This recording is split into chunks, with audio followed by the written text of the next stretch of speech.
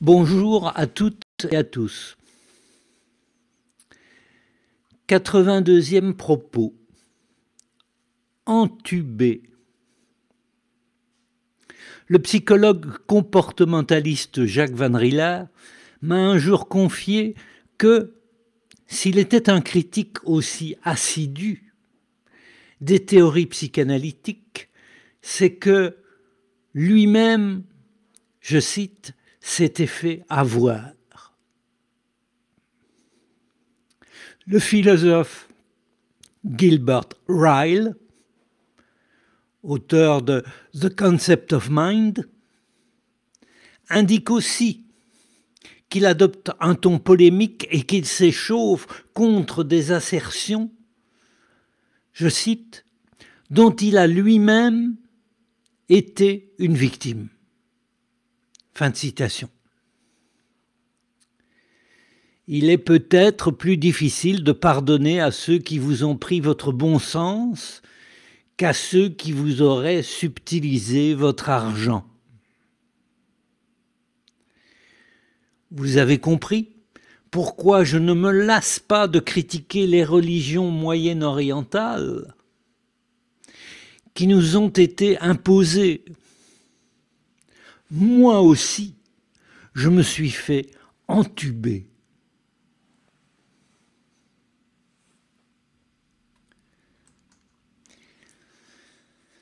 « 83e propos. Historicité. Oui, je doute de l'existence historique de Socrate et de celle de Jésus. Socrate pourrait bien être à Platon ce que le commissaire Maigret était à Simenon. Quant aux auteurs des évangiles, ils ont réussi à construire un personnage dont la réalité me semble aussi peu crédible que celle de Pinocchio de Carlo Collodi. Bien sûr, je n'ai pas de certitude, mais je suis sûr au moins que ceux qui proclament leur existence n'ont pas assez de preuves pour fonder une conviction rationnelle. En revanche, Mahomet, chef de guerre et pédophile, a sans aucun doute bel et bien existé. Allah Akbar!